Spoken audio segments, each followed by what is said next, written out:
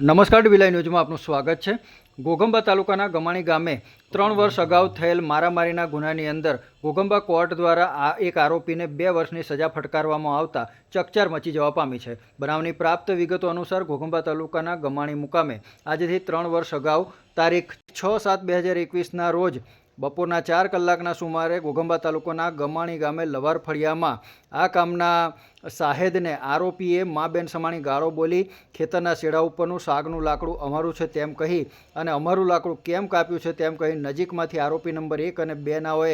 લાકડી લઈ દોડી આવીને સાહેદ તેરસિંગભાઈ થાવરભાઈ રાઠવાનાઓને ઘર આગળથી ખેંચી લઈ જઈ અને આરોપી નંબર 1 નાઓએ તેના હાથમાંથી લાકડી જમણા પગે ઢીંચણથી નીચેના ભાગે મારી તથા આરોપી નંબર 2 નાએ લાકડીનો ફટકો બરડાના ભાગે મારી અને ખેંચમતાણ કરી નીચે પાડી દઈ ગરદાપાટુનો માર મારી એકબીજાએ મદદગારી કરી અને જાહેરનામાનો ભંગ કરી ગુનો કર્યો તો આ સબબની ફરિયાદી દ્વારા રાજગઢ પોલીસ સ્ટેશનમાં નોંધાવવામાં આવી હતી। જે ફરિયાદ 10/471/2021થી ઇન્ડિયન પિનલ કોડની કલમ 325, 323, 504, 114 તથા જીપી એક્ટની કલમ 135 મુજબની રાજગઢ પોલીસ મથકે નોંધાવવા પામી હતી। જે ફરિયાદની તપાસના આધારે તપાસ કરનાર અધિકારીએ તપાસ કરી લાગતા વળગતા સાહેદોના નિવેદન લઈ આરોપી સામે પૂરતો પુરાવો મળતા ઘોઘંબાની કોર્ટમાં તેનું ચાર્જશીટ રજૂ કર્યું હતું। જે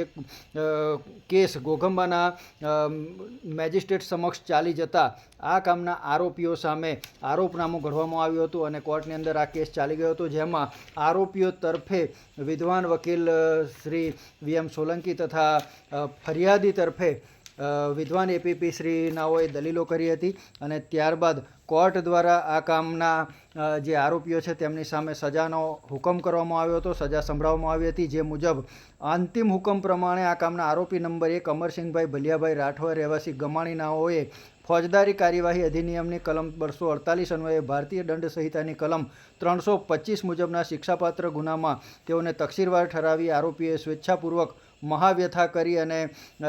આ જે સાહેદ છે તેને માર માર્યો હતો। જે બદલ તેમની સામે 325 મુજબનો ગુનો સાબિત થતાં તેમને 2 વર્ષની સાદી કેદની સજા તથા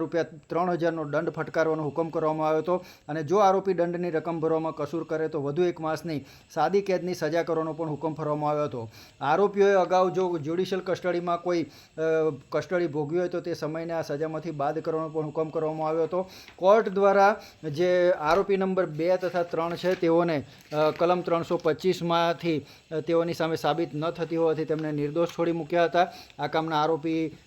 જે નંબર 1 અમરસિંહભાઈ ભલિયાભાઈ રાઠવા જેને તકસીરવાર ઠરાવીને સજાનો હુકમ કરાયો હતો, જ્યારે આરોપી નંબર 2 સંપતભાઈ રામસિંહભાઈ અને નાહજુબેન અમરસિંહભાઈ રાઠવાઓને તેમની સામે કેસ સાબિત થતો ન હોવાથી તેમને નિર્દોષ છોડી મૂકવાનો પણ હુકમ કરવામાં આવ્યો હતો।